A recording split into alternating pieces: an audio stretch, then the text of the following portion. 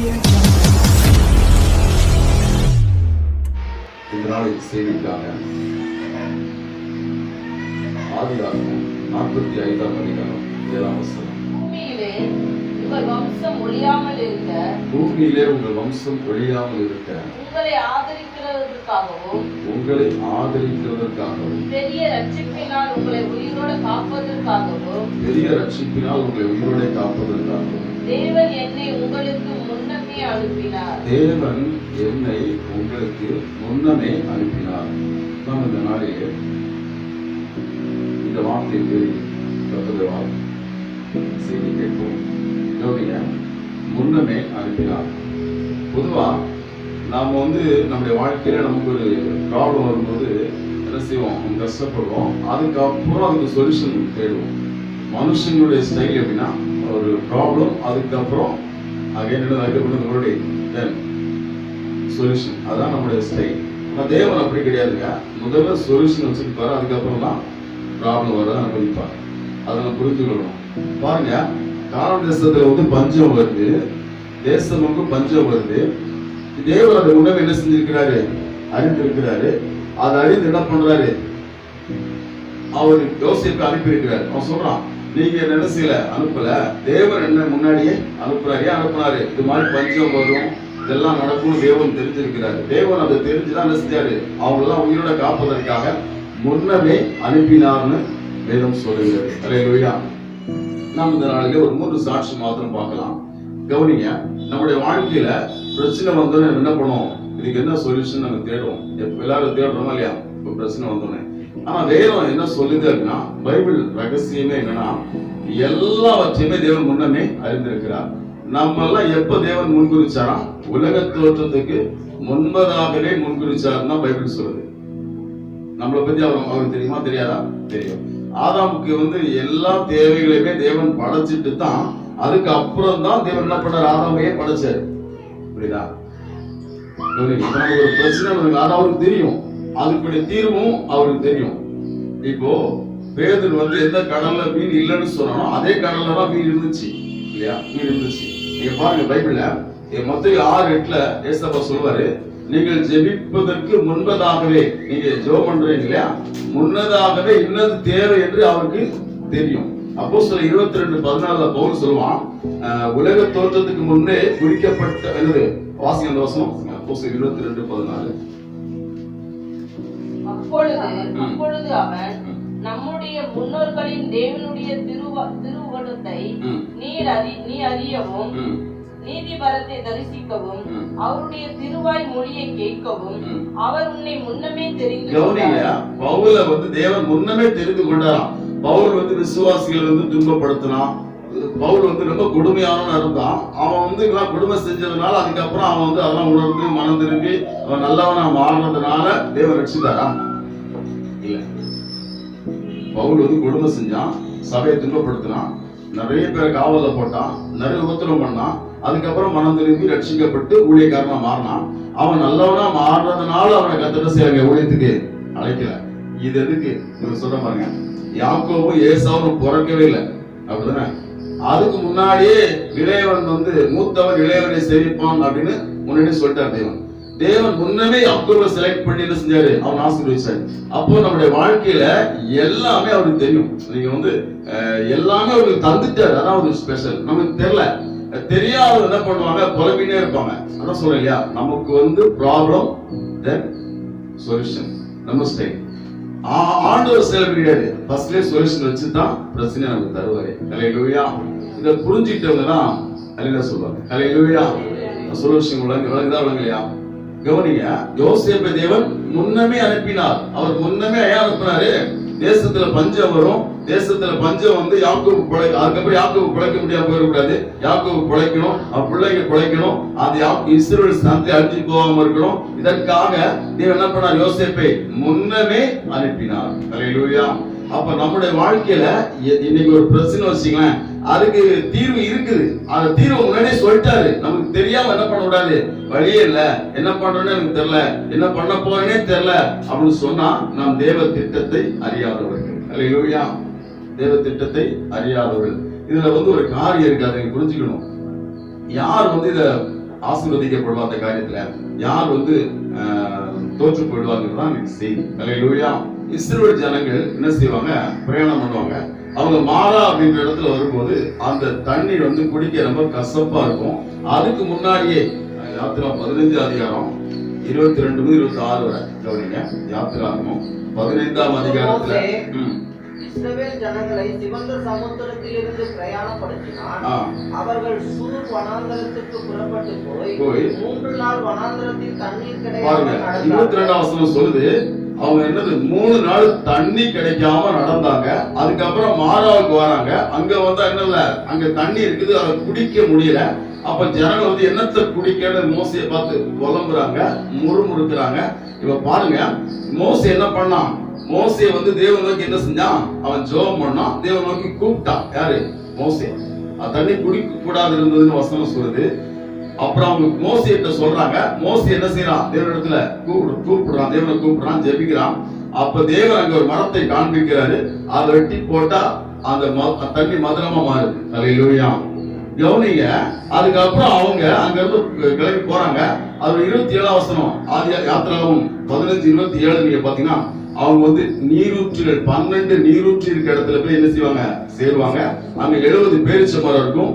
தண்ணீர்கள் அருகே என்ன செஞ்சாங்க, அவங்க குடியிருந்தாங்க. கொஞ்ச நேரத்துக்கு முன்னாடி 22ஆம் வசனத்துல 3 நாள் தண்ணி இல்லாம நடந்தாங்க தாகமா அப்படின்னு படிக்கிறோம். அதே ஜனங்கள் என்ன செய்யறாங்க, அப்புறம் நீ தண்ணீர்கள் அண்டில குடியிருக்கிறாங்க. இப்ப விஷயத்துக்கு வாங்க. குடிக்க கூடாது இருந்த அந்த மாறாவை மதுரமாக்கக்கூடிய மரம் அங்கதான் இருந்தது. அல்லேலூயா. இன்னும் சொல்ல போனா அவங்க இந்த மாறாவுக்கு போறதுக்கு முன்னாடியே அந்த மரம் அங்க இருக்குது. ஓகேவா. இவங்க இங்க போவாங்க, அங்க தண்ணி கசப்பாகும். அப்போ வந்து அந்த மரத்தை வெட்டி போட்டு அதை மதுரமாக்கணும்னு தேவன் தெரியும். அல்லேலூயா. அப்ப தேவன் சொல்யூஷனை வச்சுட்டு தான் அனுப்புறாரு இல்லையா. இப்ப பாருங்க, அவங்க புலம்புறாங்க, மோசே ஜெபிக்கிறான். அதான் வித்தியாசம். அல்லேலூயா. சிலர் புலம்புவாங்க வாழ்க்கையில, சிலர் ஜெபிப்பாங்க. அல்லேலூயா. ஜெபிக்கிறவங்க வந்து 3 நாள் தண்ணி இல்லாம கூட இருந்துட்டு என்ன செய்வாங்க, அவங்க வந்து தண்ணீர் அண்டையில குடியிருப்பாங்க. 3 நாள் தண்ணி இல்லாம கூட மோசே என்ன செய்யலாங்க, அவன் புலம்பல, முறுமுறுக்கல. அதுக்கப்புறம் தண்ணி கிடைச்ச தண்ணி கசப்பா இருந்தாலும் சில மோசே முறுமுறுக்கல, அவன் கூப்பிட்டான். அல்லேலூயா. மோசே என்ன பண்ணான், தேவன் நோக்கி கூப்பிட்டான். தேவன் என்ன பண்ணாரு, ஒரு மரத்தை காண்பித்தார். அது பொட்டி போட்டா மதுரம் ஆயிடுச்சு. அதுக்கப்புறம் பிரயாணம் பண்ணா 70 பேரிச்ச மரமும் 12 நீரூற்று இருக்கிற இடத்துல என்ன சேர்றாங்க. அவங்க தண்ணீர் அண்டையில் குடியிருந்தாங்க. அல்லேலூயா. அப்ப நம்முடைய ஜீவியத்துல கூட ஒரு கசப்பான அனுபவம் இருக்கலாம், அல்லது ஒரு வறட்சியான தாகமான நிலைமை இருக்கலாம். இப்ப நாம வந்து இஸ்ரவேல் ஜனத்தை மாதிரி ஒண்ணு புலம்ப போறோமா, அல்லது மோசே மாதிரி அவர் நோக்கி கூப்பிட போறோமா? அல்லேலூயா. நல்லா தெரிஞ்சுக்கங்க. யோசேப்பை தேவன் முன்னமே அனுப்பினார். தேசம் அங்கும் பஞ்சம் வந்துச்சு. என்ன செய்யலாம், 10 கோத்திரத்தாரும் புலம்பலாம். உட்கார்ந்து 11 பேர் கலந்து புலம்பலாம். ஐயோ, இப்படி ஆபிரகாம் தேவன் பண்றாரு, ஈசாக்கு தேவன் பண்றாரு. ஆபிரகாம் உங்க பேரை சொல்லி என்ன பண்ணா, வெறுமனே ஒரே ஆளா நடந்து வந்தானே. ஈசாக்கு பஞ்ச காலத்தில் பின்பற்றினானே, எங்க அப்பா அப்படி இருந்தாரு, தாத்தா அப்படி இருந்தாரு. என்றாலும் இப்படி ஆகிவிட்டது யாக்கோபு சொல்ற. அல்லேலூயா. யாக்கோபுடைய பிள்ளைகள் அவரோட புலம்பலாம். ஆனா அங்க பாருங்க, அவங்க யாரும் புலம்பணும் அப்படின்லாம் தேவன் என்ன செய்யல, அவங்களை அங்க கொண்டு வைக்கலங்க. அவங்க புலம்ப கூடாதுன்றதுக்காக யோசேப்பை முன்னமே அனுப்பினார். அல்லேலூயா. இப்ப எகிப்து போனா அங்க என்னது, அங்க செழிப்பா இருந்துச்சு. அதுக்கப்புறம் அங்க இருந்து யோசேப்பு என்ன பண்றாரு, வண்டி அனுப்புறாரு. இவங்க போறாங்க. அந்த 7 வருஷம் பஞ்சமும் அவங்களுக்கு பஞ்சமே கிடையாது. அல்லேலூயா. விளங்குதா? அப்போ சொல்யூஷன் முதலே பண்றாங்க, ரெண்டாவது பண்றதுல. நாம எப்பவுமே கொரோனா வந்ததுக்கு அப்புறம் தான் மருந்து தேடிட்டு இருக்கிறோம். ஆண்டவர் அப்படி இல்ல, எதையுமே முதல்ல பண்ணிட்டு தான் ரெண்டாவது பிரச்சனையை அனுமதிப்பார். இதை புரிஞ்சுக்கிறவங்க அதுல சொல்லலாம். ஹல்லேலூயா. புரியுதா, புரியல? ஹல்லேலூயா. நம் தேவன் நல்லவரா, நல்லவர் இல்லையா? ரொம்ப நல்லவர், ரொம்ப நல்லவர். ஹல்லேலூயா. புரியாதவங்க சொல்லுவாங்க, என்ன ஆண்டவர், ஒரே கஷ்டமா இருக்கு, ஒரே பிரச்சனையா இருக்குது, ஒரே என்ன பண்ணுவாங்க, அவங்க ஒரே குழப்பத்தில் இருப்பாங்க. அவங்க இன்னைக்குமே குழப்பிட்டு தான் இருப்பாங்க. அவங்க எல்லாம் யாருன்னா, வனாந்தரத்துல மாட்டு போன அந்த ஜனங்கள். ஹல்லேலூயா. அவங்க வனாந்தரத்திலே முறுமுறுக்கிறவங்க அங்கேயே மாண்டு போனாங்கன்னு வசனத்துக்கு என்ன செய்யலாங்க, கானானுக்குள்ள வரலங்க.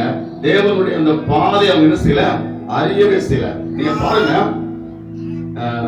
நான் முதலாவது இன்னொரு சம்பவம் சொல்லணும்னு நினைச்சேன், அதை இப்ப ரெண்டாவது சொல்றேன். கவனிங்க. ஆதியாகமம் 21ஆம் அதிகாரத்துல 14 முதல் 19 வரை ஒரு சம்பவம் இருக்கும். அது நமக்கு தெரியும். ஆகாரை பற்றிய ஒரு சம்பவம். ஆதியாகமம் 21:14 சொல்லுது, ஆகார் தன்னுடைய பிள்ளையோடு என்ன செஞ்சா, வனாந்தரத்தில் அலைந்து திரிந்தாள். இவ ஆபிரகாமுடைய மனைவி, அப்படிதானே? ஆபிரகாமுக்கு சாராள் மூலம் கிடைச்ச மனைவி. இப்போ அவன் என்ன பண்றான், அவன் தோல்ல ஒரு துருத்தி தண்ணியை கொடுத்து பிள்ளைய தூக்கி விட்டு அனுப்பியாச்சு. தண்ணி செலவாயிடுச்சு, பிள்ளை சாக போகுது. வனாந்தரத்துல அந்த பிள்ளை சாகத பார்க்க மாட்டேன்னு சொல்லி என்ன பண்றா, பிள்ளைய அப்படியே ஒரு செடி கீழே போட்டு கிடத்திட்டு அவன் ஒரு அம்பு தூரத்துல போய் எதிர போய் அழுதா. சத்த விட்டு என்ன பண்ணாவா, அழுதா. அந்த 21:18 வாசிங்க, 17 வாசிங்க. 17 கேட்டா கூப்பிட்டு சம்பவித்தது பயப்படாதே கேட்டா. கவனிங்க, இப்ப இவா என்ன செய்யறா, நான் பிள்ளை சொத்து போயிடும், நான் பார்க்க மாட்டேன் என்ன செய்யறா, அழுறா. அந்த பிள்ளை வானத்தை பார்த்து அழுது, இப்ப வானத்திலிருந்து தேவன் செய்யறாங்க, அந்த பிள்ளைக்கு பதில் கொடுக்கிறார், அப்படிதானே? வானத்திலிருந்து என்ன வருது, சத்தம் வருதுங்க. வனாந்தரத்துல உதவியற்று கிடந்த பிள்ளைக்கு வானத்திலிருந்து உதவி தேவன் வரப்படினார். அல்லேலூயா. அங்க நீங்க பாருங்க என்ன உதவி கிடைச்சது. அங்க பாருங்க வசனம் 19 வாசிங்க. ஆதியாகமம் 21:19. துறவை கண்டு நிரப்பி கொடுத்தார். இப்ப அந்த துறவை எங்க இருந்துச்சு, அங்கதான் இருந்துச்சு. எந்த வனாந்தரத்துல தண்ணி இல்லாம பிள்ளை சாகுன்னு நினைச்சாலோ அதே வனாந்தரத்துலதான் அந்த தண்ணீர் துறவை தேவன் வச்சிருந்தார். அல்லேலூயா. அவன் பாருங்க, இந்த பிள்ளைக்காக ஸ்பெஷலா என்ன செய்யல, அவரு ஒரு துறவை உண்டாக்கல, அங்க போய் கிணறு வெட்டல, அது அங்க தேவன் வச்சிருந்தார். சொல்யூஷன் வச்சுதான் அந்த இடத்துல தன்னுடைய பிள்ளை என்ன செய்வார், தேவன் கொண்டு போவாரே.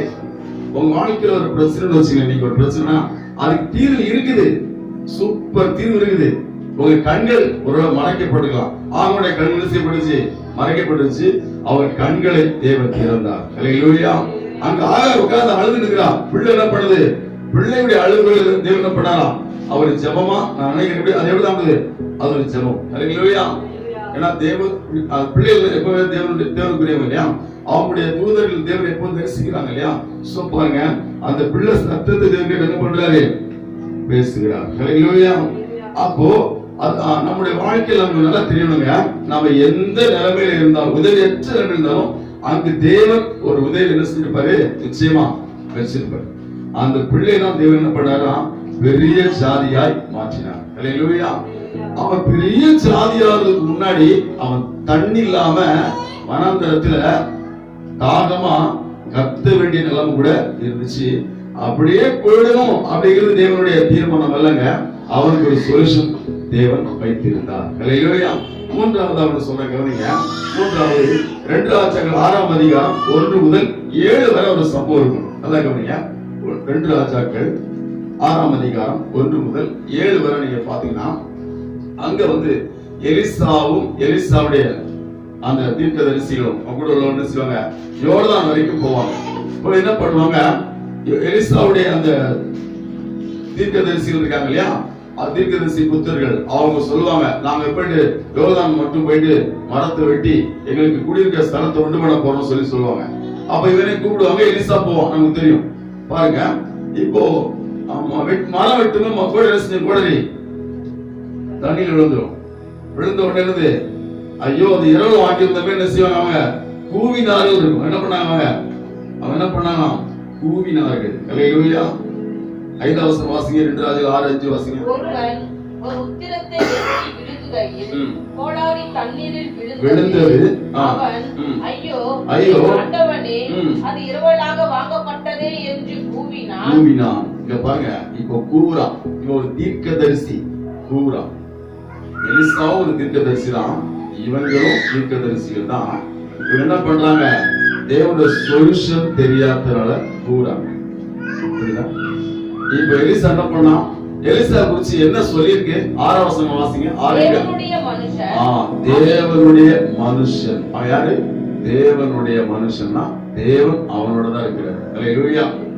அவங்க கோடையோட இருந்தாங்க, இவன் தேவனோட இருந்தான், அவ்வளவுதான். ஹல்லேலூயா. புரியுதா? கோடரி கையில கட்சோடனே இது போதும், இத வச்சு நான் என்ன பண்ணிடுவேன், வீடு கட்டிடுவேன் அப்படின்னு அவன் நினைச்சிருந்தான். எலிசா வந்து கோடரியை வச்சுட்டு இல்ல, அவன் தேவனை வச்சிருந்தான். ஹல்லேலூயா. போயிட்டு என்ன பண்ணா, ஒரு மரத்தை வெட்டி என்ன செய், எங்க இடத்த காட்டினா, அவன் காட்டினாங்க, அங்க போட்டவனே இரும்பை மிதக்க பண்ணினான். நான் சொல்றேன், அந்த கோடரி மிதக்க பண்ணின மரம் அங்கதான் இருந்துச்சு. ஹல்லேலூயா. எங்கேயோ போய் என்ன செய்யல, வனாந்தரத்தை சுத்தி எங்கேயோ அடிச்சு எங்கேயோ கடல் தாண்டி என்ன செய்யல, அந்த மரத்தை கொண்டு வரலங்க, அதே தேவன் அங்கதான் வச்சிருந்தாரு. ஹல்லேலூயா. அப்ப நம்முடைய ஜீவியத்துல தேவன் நமக்கு சொல்யூஷன் நம்ம இருக்கிற இடத்துல வச்சிருப்பாரு. எந்த கலிலேயா கடல்ல பேதுரு வந்து ஒரு மீன் கூட இல்லைன்னு சொன்னனோ, அங்கதான் வலை கிழியத்தக்கதாக மீன்களை கொடுத்தார். ஹல்லேலூயா. அப்ப நம்முடைய ஜீவியத்துல நம்ம தேவன் ஆசீர்வதிக்கிறதுக்கு என்ன செய்ய தேவையில்லைங்க, நம்ம புலம்ப தேவையில்லை. ஐயோ எங்க வாழ்க்கையில அந்த மாறாவ இருந்துச்சு, வந்துருச்சு, என் வாழ்க்கையில ஒரே கஷ்டப்பா இருக்குன்னு நம்ம புலம்பணும்னு கிடையாதுங்க. அங்கே ஒரு மதுரமாக்கக்கூடிய மரத்தை தேவன் வச்சிருப்பாரு. ஹல்லேலூயா. வனாந்தரத்துல தண்ணி கிடைக்கல, நம்ம புலம்ப தேவையில்ல, நமக்கு ஒரு துறவை தேவன் அங்கே வைத்திருப்பார். ஹல்லேலூயா. கோடை விழுந்து போச்சு, இரவுல வாங்கினது, ஐயோ எப்படின்னு செய்ய வேண்டாம், நம்ம புலம்ப தேவையில்ல. நாம் அந்த இரும்பை விதக்க பண்ணக்கூடிய மரம் அங்கேதான் நிற்கும். ஹல்லேலூயா. இப்ப என்ன செய்யணும் கவனிங்க. நீங்க ஒரு விஷயத்தை கவனிச்சீங்களா, அந்த பிள்ளை வானத்தை நோக்கி அழுது, அது ஒரு ஜெபம். ஹல்லேலூயா. கவனிங்க, மோசே தேவன் நோக்கி ஜெபித்தான். எலிசா சொல்லேவனா, அவன் தேவனுடைய மனுஷன். ஹல்லேலூயா. அப்போ நம்முடைய பிரச்சனைக்கும் நமக்கும் நடுவுல யார் இருக்கணும், தேவன் இருக்கணும். நாம தேவனை நோக்கி கூப்பிடுறவளா இருந்தோம்னு சொன்னா நமக்கு சொல்யூஷன் அங்க இருக்கும். எங்க இருக்கும்? அங்கே இருக்கும். எந்த இடத்துல பிரச்சனையோ அந்த இடத்துலயே இருக்கும். இல்லாத பட்சத்துல நம்ம என்ன செய்ய வேண்டியிருக்கும்? இப்போ இஸ்ரேல் ஜனங்கள் இது தனி நம்ம மதுரமா இருக்குன்னு சொல்லி திரும்பி போயிருந்தா என்ன இருக்கும்? அவங்க எகிப்துல போயிட்டு மறுபடியும் அடிமையில தான் இருக்கணும். அப்படிதான் இல்லையா? எங்க போறது? அவங்க எங்க போறது சொல்லுங்க, எங்க போறது? செங்கடல் தான் இருக்கு. அங்க போனா கடவுளை தாண்டா முடிச்சாங்க, ஊர் சும்மா சுத்தின்னு தான் இருப்பாங்க. சிலர் ஆண்டவரை விட்டுட்டு அப்புறம் ஊர் சுத்திட்டு இருப்பாங்க, சுத்தினே இருப்பாங்க சிலர். ஏன்னா ஆண்டவர் விட்டு அப்படின்றது அழிந்து திட்டு தான் பொழப்பா இருக்கும். அப்படிதான் சுத்தி இருந்திருக்கணும். யாரு? இஸ்ரவேல் ஜனங்கள். சரிங்க, ஆகாருடைய வாழ்க்கை எடுத்துங்க. அவ ஐயோ தண்ணி கிடைக்கல, எப்படியாவது என்னது வீட்டுக்கு போனா தாகத்திலே செத்து போயிருக்கலாம். ஹல்லேலூயா. இவங்களை பாருங்க, தண்ணிகளை என்னது குதிச்சு யோர்தான்ல குதிச்சு இவங்க தேடி எடுத்துருந்தாங்க, யோர்தான்ல கொண்டு போயிருந்தா கூட ஒருவேளை கொண்டு போயிருக்கலாம். ஹல்லேலூயா. அவங்க கடல்ல போய் சங்கமம் ஆயிருக்கலாம், யாருக்கு தெரியும்? ஹல்லேலூயா. ஆனா பாருங்க, தேவன் என்ன செய்யல, அவங்க அப்படிலாம் விடல. அதுக்கு காரணம் அவங்க தேவன் நோக்கி கூப்பிட்டதுதான். ஹல்லேலூயா. அப்போ நாம் இன்னைக்கு எந்த லெவல்ல இருக்கிறோம்? இஸ்ரவேலுக்கு தண்ணி வந்து அவர் இருந்த வனாந்தரத்துல தான் இருந்துச்சு. புரியுதா? இல்லையா? எங்க இருந்துச்சு? அவர் இருந்த வனாந்தரத்திலே தான் இருந்துச்சு இல்லையா? அவர் பாருங்க, நம்ம இஸ்ரவேல் ஜனங்களுக்கு மதுரமாக்குற மரம் அங்கதான் இருந்துச்சு. இரும்ப மிதக்க பண்ற மரம் கூட எங்கதான் இருந்துச்சு? அங்கதான் இருந்துச்சு. இங்க பாருங்க, பைபிள்ல 1 பேதுரு 1:20 சொல்லுது, உலக தோற்றத்துக்கு முன்னே நம்மள தேவன் இயேசு முன்குறிக்கப்பட்டாராம். இயேசுதான் ரட்சகர், இயேசுதான் நம்ம ரட்சிக்கணும் அப்படிங்கிறது தேவன் எப்ப பிளான் பண்ணாராம்? அவர் இந்த உலகத்துல படைக்கிறதுக்கு முன்னாடியே பிளான் பண்ணாராம். முன்னமே இயேசு கிறிஸ்து தாங்க இந்த உலகத்தினுடைய பாவத்தை மன்னிக்கணும், இயேசுதான் ரட்சகர் அப்படிங்கிறத தேவன் எப்ப முடிவு பண்ணாராம்? உலகத்தை படைப்பதற்கு முன்பதாக. உலகத்தை படைச்சப்பதான் மனசுல படைச்சாரு. அவர் யாரு? உலகத்தை படைக்கிறதுக்கு முன்னாடியே இயேசுதான் ரட்சகர் தேவன் முடிவு பண்ணிட்டாராம். ஹல்லேலூயா. அப்போஸ்தலர் 22:14 சொல்லுது, பவுல தேவன் எப்ப முடிவு பண்ணார்? ஊழியக்காரன் முடிவு பண்ணாரு, முன்னே முடிவு பண்ணிட்டாரு. அது மட்டும் இல்லங்க, எபேசியர் 1:4 சொல்லுது பாருங்க, நாம எப்போ முன்குறிக்கப்பட்டோமா தெரியுமா? நாம ரட்சிக்கப்படுவோம், இந்த மாதிரி சபையில வருவோம்னு எப்ப தேவன் நினைச்சாராம் தெரியுமா? எப்ப நினைச்சாரு? நம்ம மனம் திரும்ப நினைச்சாரு, பரவாயில்ல மனம் திரும்பிட்டாங்க, நம்ம ஒரு சபைக்கு வரட்டும் அப்படின்னு தேவன் நினைக்கல. பைபிள் சொல்லுது, உலக தோற்றத்திற்கு முன்னே. எபேசியர் 1:4 சொல்லுது. நாம கேட்ட சுவிசேஷம் இருக்கு இல்லையா, அது எப்ப தெரியுமா தேவன் முடிவு பண்ணாரா? இந்த மாதிரி சுவிசேஷத்தை 1 கொரிந்தியர் 2:7 சொல்லுது உலக தோற்றத்துக்கு முன்னே. அல்லேலூயா. அப்ப தேவன் வந்து எல்லாம் முன்னமே தான் பிளான் பண்ணாரு. நாம கேட்ட சுவிசேஷமே உலகத்தோற்றத்துக்கு முன்னாடி தான். நம்ம ரட்சகர் இயேசு கூட உலகத்தோற்றத்துக்கு முன்னாடி அவர் தீர்மானிக்கப்பட்டார். ஒரு நாம் ஊழியப்படி சொல்ல போனா உலக தோற்றத்துக்கு முன்னாடியே நாமெல்லாம் ரட்சிக்கப்படுவோங்கிறது உலக தோற்றத்துக்கு முன்னாடியே. அப்போ எல்லாவற்றையும் தேவன் முன்னமே தீர்மானிச்சார்னா நம்முடைய காரியம் அவருக்கு தெரியுமா தெரியாதா? ஆதி முதல் அந்த மட்டும் தேவன் அறிந்திருக்கிறார். அதனாலதான் கொரிந்தியர்ல போல் சொல்லுவான், நம்ம திராணிக்கு மேல சோதிக்கப்பட அவர் செய்ய மாட்டாரு, இடம் கொடுக்கவே மாட்டாரு. அது மட்டும் இல்ல, தப்பிக்கொள்ளும்படியா போக்கு என்ன செய்யறவரு உண்டாக்குவார்னா இருக்கு. இவன் தான் விசுவாசி. விசுவாசிக்கு என்ன தெரிஞ்சுக்கணும்? எனக்கு தேவன் சொல்யூஷன் வச்சிருக்கிறாரு, அது எங்க இருந்து அங்க சிரிப்போ கண்டுபிடிக்கும். அதுக்கு என்ன நம்ம பண்ணி ஆகணும்? ஜெபிக்கணும். இப்ப மோசே மட்டும் ஜெபிக்காம தானே இருக்கும். மோசே மட்டும் ஜெபிக்கல. இவங்களுக்கு தண்ணியே 3 நாளா தண்ணி கிடைக்கலங்க. 3 நாளா தண்ணி கிடைக்காம நடந்தாங்க. அவங்க தண்ணி கிடைக்காம கார்ல போல, தண்ணி கிடைக்காம பிளேட்ல போல, ஏன் ஒட்டகத்துல கூட உட்கார்ந்து போல, அவங்க நடந்து போனாங்க. 3 நாளா நடந்து போறாங்க தாகத்தோட. இப்போ ஒரு இடத்துக்கு வந்திருக்காங்க, தண்ணி இருக்கு, ஆனா வாயில வைக்க முடியல. கசப்பு எப்படி இருக்கும் யோசிச்சு பாருங்க, எப்படி இருக்கும். இப்ப மோசே மட்டும் ஜெபிக்கிறனா தேவன் காட்ட மாட்டாரு. தேவன் மோசே ஜெபம் பண்ணா தேவன் ஒரு மரத்தை காண்பித்தார். ஹல்லேலூயா. இல்லைங்களா? அவ பாருங்க, அப்ப ஜெபம் நம்முடைய கசப்பை மாற்றுமா மாற்றாதா? மாற்றும். சிலர் தன் வாழ்க்கையில புலம்பிட்டு அலைறாங்க. காரணம் ஜெபிக்கிறதே கிடையாது. ஜெபிக்கிறதே கிடையாது. என்னது? நான் சர்ச்சைக்கு வந்துட்டேன், போதுமா? என்ன பண்றது? சர்ச்சைக்கு வந்துட்டேன், என்ன பண்றது? ஜெபிக்கிறதே கிடையாது. ஹல்லேலூயா. அப்புறம் பாருங்க, இந்த எலிசாவை மட்டும் கூப்பிட்டு போகாம தனியா போயிருந்தான். அது ஒருத்தன் கூப்பிட்டான், நாங்க போறோம், நீங்க கூட வாரும். எவனோ ஒருத்தன் கூப்பிட்டுருக்கான் பாருங்க. வாசிங்க நீங்க 2 ராஜாக்கள் 6ஆம் அதிகாரம் 1 வாசிங்க.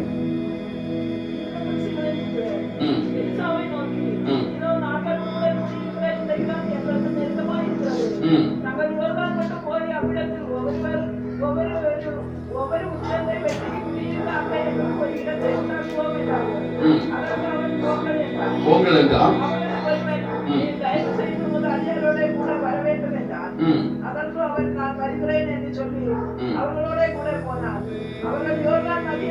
பாருங்க, அப்ப கூட போனான். அவன் கூட போறது அவங்களுக்கு ஒரு அதிர்ஷ்டம் இல்லையா? கூட போனது. இப்போ எலிசா ஒருத்தர் கூப்பிட்டான் பாருங்களா, அவன் எலிசா கூப்பிடாம தனியா போயிருந்தான்னு என்ன இருக்கும்? அவங்க என்ன பண்ணிருப்பானே, என்ன பண்ணிருப்பாங்க சொல்லுங்க? புலம்பிருப்பாங்க. அப்ப தேவன் என்ன பண்ணாருங்க?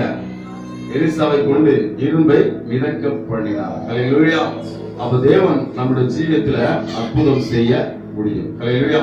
எந்த இடத்துல விழுந்துச்சுன்னா அவன் கேட்டான், ஒரு கொம்பை வெட்டி போடுங்கன்னா வெட்டி போட்டா இரும்பு என்ன செய்யுது? மிதந்தது. அதை எடுத்துக்கொள் என்று அவன் சொல்றான். இவங்க கை நீட்டி எடுத்துக்கொண்டான்னு வாசிக்கிறோம்.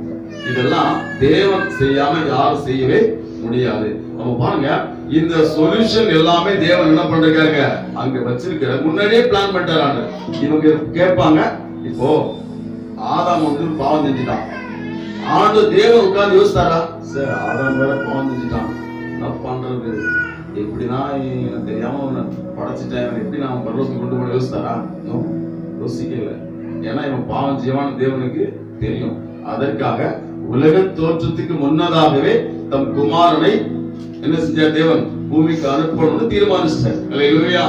எல்லாம் அவர் தீர்மானிச்சார். அப்ப பாருங்க, உங்க வாழ்க்கையில எந்த ஒரு இன்சிடென்ட்டுமே, எந்த ஒரு காரியமே, அவர் சின்னதோ பெருசோ எல்லாமே அவருக்கு தெரியும். எல்லாமே தேவனுக்கு தெரியுங்க, 100% தெரியும். ஆனா உங்களுக்கு அது தெரியுமான்றதுதான் விஷயம். உங்களுக்கு தெரிஞ்சு போச்சுன்னா இன்னைக்கு நீங்க ஆசீர்வதிக்கப்படுவீங்க. ஹல்லேலூயா. அப்ப எல்லாமே கிறிஸ்தவ வந்து தோற்று போகிறவர் அல்ல. ஹல்லேலூயா. ஜெயிக்கிறவர். ஹல்லேலூயா. நமக்கு ஜெயம் தருகிறவர் இயேசு கிறிஸ்து. பைபிள் சொல்லுது, எல்லா இடங்களிலும் எங்களை கொண்டு வெற்றி சிறக்க பண்ணுகிறவர். அப்படிதானே? கிறிஸ்துக்கு வெற்றி சிறக்க பண்ணுகிறவர் தேவன். நம்மள என்ன செய்யறாரு? நம்மள வெற்றி சிறக்க பண்றாங்க. நம்மள நற்கள் தினமா தேவன் வச்சிருக்கிறாரு. ஆனா ஜெபிக்கணும், அதான் முக்கியம். அதிகாலையில ஜெபிக்கிறீங்களா? அதிகாலையில ஜெபிக்கிறீங்களா? நெல்லை ஜெபராஜ் அவங்களுடைய ஒரு சாட்சி நான் கேட்டிருக்கேன். அவர் 9:30க்கு முன்னாடி யாராவது வீட்டுல போயிட்டு 1 கோடி ரூபாய் காணிக்கை வச்சுக்கிட்டு அவர் பாஸ்டர் பார்க்கணும், யாரும் பர்மிஷன் கொடுக்க மாட்டாங்க. 1 வரைக்கும் தான் ப்ரேயர் முடிப்பாரு காலையில. அப்புறம் வாங்க அவர் கார் டிரைவர் 9 வரைக்கும் அவர் வருவாங்க. ஐயா நல்ல சொல்றாரு. ஹல்லேலூயா. கவனிங்க, அது மாதிரி அவர் சொன்னாரு. அவர் தான் அந்த பிரேயர் குறிச்சு ஒரு வீடியோ லிங்க் வேணா அனுப்புறேன், ஞாபகப்படுத்துங்க. கவனிங்க, அந்த பிரேயர் டைம் அதுல யாருக்கும் என்ன செய்யக்கூடாது, வரக்கூடாது. அந்த மாதிரி இருக்கீங்களா? அதிகாலை ஜெபத்துல யாருமே குறிப்பு வரக்கூடாது. குடும்ப ஜெபத்துல யாரும் வரக்கூடாது. உன்னுடைய தனி ஜெபத்துல யாரும் வரக்கூடாது. உன் பிரேயர் லைஃப்ல யாரும் வரக்கூடாது. சர்ச்சில் வந்து உட்காந்து யாரும் என்ன ஃபோன் பண்ணக்கூடாது. அந்த மாதிரிலாம் இருக்கீங்களா? உங்களுடைய தனி உங்களுக்கும் தேவனுக்குள்ள உறவுல நீங்க எவ்வளவு ஆழமா இருக்கீங்க உங்களுக்கு தெரியுமா? அது ஜெபத்தை, அதான் ஜெபம் அப்படிங்கறதான் அங்க அற்புதம் செஞ்சது. ஹல்லேலூயா. எதுவுமே செய்யல, அவன் தேவனுடைய மனுஷன். அதனாலதான் மிதந்து வருது. ஹல்லேலூயா. இல்லைன்னா மிதக்காது. வசனம் இப்படி ஆரம்பிப்பாங்க, தேவனுடைய மனுஷன். ஹல்லேலூயா. எலிசா தேவனுடைய மனுஷன். அதனாலதான் அவனுக்கு தேவன் சொல்யூஷனை காண்பிக்க முடிஞ்சது. ஹல்லேலூயா. சொல்றாங்க அவனுக்கு மோசே வந்து யாரு? அவன் தேவனுடைய மனுஷன். அதனாலதான் என்னாச்சு, அந்த இடத்துல தேவன் ஒரு அற்புதம் செய்ய முடிஞ்சது. பிள்ளைகள், சிறு பிள்ளை எல்லாருமே தேவனுடைய அவங்க அழுதாங்க. அங்க ஒரு துறவை தேவன் காண்பித்தார். அப்ப நாம இன்னைக்கு ஜெபிக்கிறவளா மாறலன்னு சொன்னா சொல்யூஷன் அவர் காட்ட மாட்டாரு. ஹல்லேலூயா. காட்ட மாட்டாரு. ஆனா ஜெபிச்சீங்கன்னா காட்டுவாருங்க. ஏன்னா சொல்யூஷன் முதல்ல வச்சுட்டாரு. ரெண்டாவது இல்ல, உங்களுக்கு இப்ப வந்து ஒரு 2 கோடி ரூபாய் தேவை, 2 கோடி ரூபாய் வச்சிருக்காரு, உங்ககிட்ட இருக்கு. ஹல்லேலூயா. அத அவரு காட்டணும்னா நீ ஜெபிச்சா காட்டவே மாட்டாரு. 2 ரூபாய் தர மாட்டாரு. ஹல்லேலூயா. ஜெபிக்கலாம் தர மாட்டாரு. நான் சொல்ல உங்களுக்கு புரியுதா, புரியலையா? ஹல்லேலூயா. நம்ம சபைக்கு வந்து ஞானஸ்தானம் எடுத்து எல்லாரும் சர்ச்சுக்கு வந்தாச்சு. நான் வந்து விசுவாசி ஆயிட்டேன். அது வந்து உங்களுடைய இமேஜினேஷன். ஹல்லேலூயா. ரியலா விசுவாசினா என்ன பண்ணும்? ஜெபிக்கணும். ஜெபிக்கிறவங்க யாரு? விசுவாசி. ஜெபிக்கிறவங்க யாருங்க? விசுவாசி. வாழ்க்கை என்னவா இருக்கணும்? ஜெபமா இருக்கணும். எழுதும் போது ஜெபிக்கணும், அப்புறம் தனியா உட்கார்ந்து ஜெபிக்கிறோம், அப்புறம் குடும்பமா ஜெபிக்கிறோம், பைபிள் படிக்கிறோம், அப்படி வெளியில வரோம், அப்புறம் அந்த வசனத்தை குறித்து தியானிக்கிறோம், வீட்டுக்கு வரோம், மறுபடியும் என்ன செய்யறோம்? பைபிள் படிக்கிறோம், அப்புறம் குடும்பமா ஜெபிக்கிறோம், அப்புறம் தனியா ஜெபிக்கிறோம், படுக்கிறோம். எங்கேயோ வண்டி எடுக்கிறோமா, ஜெபம் பண்ணி எடுக்கிறோம், சாப்பிடுறோமா, ஜெபம் பண்ணி சாப்பிடுறோம், ஒரு பொருள் வாங்குறோமா, நன்றி சொல்லி ஜெபம் பண்றோம். எல்லாம் ஜெபம். ஹல்லேலூயா. அப்படி ஜெபத்தில் இருக்கிறவங்களுக்கு தான் நான் சொல்ற காரியம் பலிக்கும், மற்றவங்களுக்கு புரியாது. ஹல்லேலூயா. நான் சொல்ல புரியுதா, புரியல உங்களுக்கு? சொல்யூஷன் அங்க இருக்குங்க, அங்க இருக்கு. இது வாழ்க்கையில எந்த ஒரு கசப்பா இருந்தாலும் சரி, அதை மாற்றக்கூடியது உங்ககிட்ட அவர் வச்சிருக்கிறார். ஹல்லேலூயா. உங்களுக்கு இதை காண்பிக்க என்ன செய்யுங்க? ஜெபம் பண்ணுங்க, அவர் காண்பிப்பார். ஆதரவுடைய கண்ணை திறந்த மாதிரி நம்முடைய கண்கள் திறக்கப்பட என்ன செய்யணும்? ஜெபம் பண்ணணும். ஹல்லேலூயா. ஜெபம் பண்ணணும். ஜெபிக்கலாம். மகா பரிசுத்தமும் கிருபையும் இரக்கமுள்ள பிதாவே உமக்கு ஸ்தோத்திரம் அப்பா. ஒருவராய் பெரிய அதிசயங்களை செய்கிறவரே, இதோடைய கரத்தில் ஒப்பு கொடுக்கிறோம் ஆண்டவரே. யோசேப்பை முன்னமே நீ அனுப்பினீர் ஆண்டவரே. அவரை முன்னமே அனுப்பினதால் அன்றைக்கு அந்த கோத்திரங்கள் எல்லாம் பாதுகாக்கப்பட்டது ஆண்டவரே. ஆண்டவரே, இஸ்ரவேல் ஜனம் அழிந்து போகாமல் இருந்தது. அதே போல இந்த நாளிலே எங்களை நீ உலக தோற்றத்துக்கு முன்னமே தெரிந்து கொண்டு ஆண்டவரே, எங்களுக்கு சொல்லப்பட்ட சுவிசேஷத்தை குறித்து முன்னமே நீ தீர்மானித்தீர் ஆண்டவரே. எங்கள் ரட்சகர் இயேசு கிறிஸ்துவை முன்னமே நீ தீர்மானித்தீர் ஆண்டவரே. எங்கள் பரலோகத்தின் பிதாவே, உம்முடைய கரத்தில் ஒப்புக் கொடுக்கிறோம், ஒவ்வொரு ஒப்புக் கொடுக்கிறோம் ஆண்டவரே. நீங்கள் ஆசீர்வதிப்பீராக, தேவர்களை மகிமையை நடத்துவீராக. உம்முடைய நல்ல நாமத்துக்கு மாத்திரம் மகிமை உண்டாவதாக. இயேசு கிறிஸ்துவின் நல்ல நாமத்தில் ஜெபிக்கிறோம், எங்கள் ஜீவனுள்ள பிதாவே. ஆமென்.